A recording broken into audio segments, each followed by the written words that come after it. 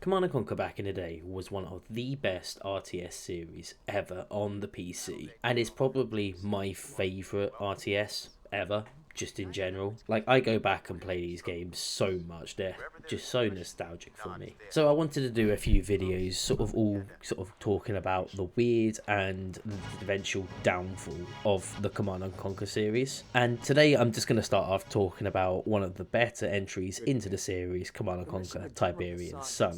Before I get any further into the video, and while you're enjoying this full motion picture cutscene of the video game, of the Nod campaign, if you could just take a minute just to subscribe to the channel and like the video, comment below whatever your favourite Command & Conquer game is, and we'll see if we'll cover it over the next couple of weeks, because I'm going to be looking at some of the weirder ones. But going back to the actual game and what we're talking about today, and it's just me rambling about Tiberian Sun, because this game was so fucking good. Command & Conquer Tiberian Sun was first released in 1999 on the PC. It was released by Westwood Studios, who were owned or published by EA, Electronic Arts. So this was after they had moved from Virgin Games to EA, and that really is sort of the start of the downfall of the Command & Conquer series. But for the first few years it was all good, and then it took a nosedive eventually, and I will have a lot to say on that. Now, this game, you'll see some gameplay footage in a moment. It was the first one that was like semi 3D graphics. I don't really know how much to explain it.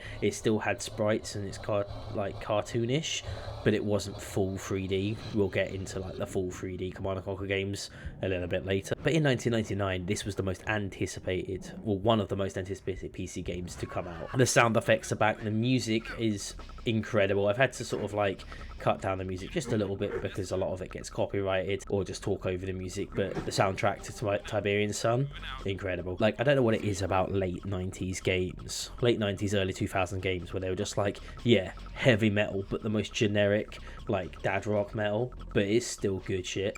I dare anyone to go and listen to the song Act on Instinct by the band the Tiberian Suns, who are a band that formed out of this franchise of loving, producing all the songs.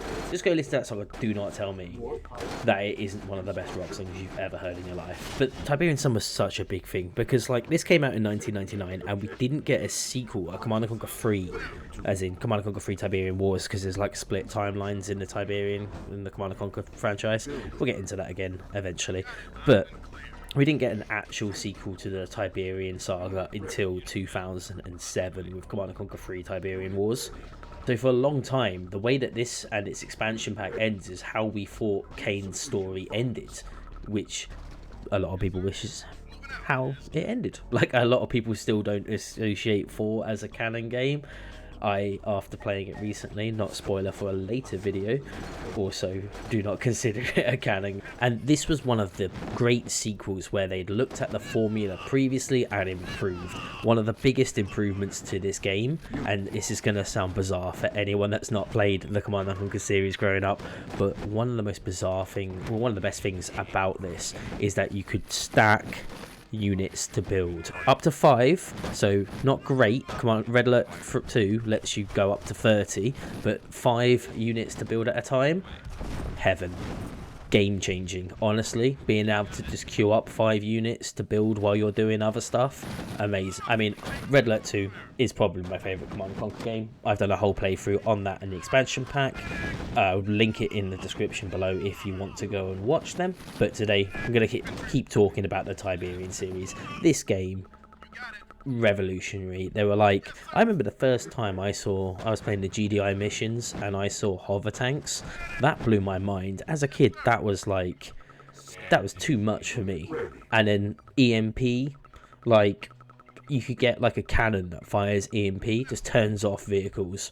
Also incredible. Now, in the GDI teams, as it changes to the GDI, nice, there were these AAPC, and I never knew when I was a kid what the additional A stood for, and it turns out it was amphibious. And can you imagine my shock when I saw that thing go into water, and I was like, that changes all my tactics. I can go across the water now. It sounds so dumb, but honestly it was revolutionary for me. But yeah, I would absolutely love to hear people's memories, thoughts and everything about the Command & Conquer series. I loved this series, and I feel like other people love it too, they just don't talk talk about it that much because it's kind of like a forgotten series. So let me know in the comments below what your favourite Command & Conquer series was, or what your favourite game is, your favourite moment playing the Command & Conquer games. Next week I'm going to have another video about when Command & Conquer tried to go to a first-person shooter, so stick around if you want to see the videos. The best way to do that is to subscribe to the channel,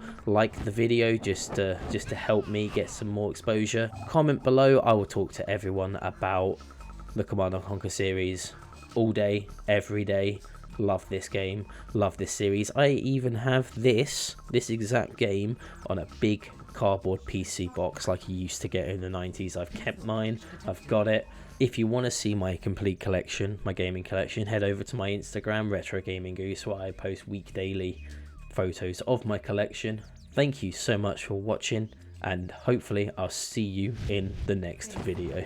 Just gonna let it sort of like play out for a little bit while I clearly was not watching them nuke me, just so you can get an idea of what the GDI missions are like and what the music and stuff is like in this game.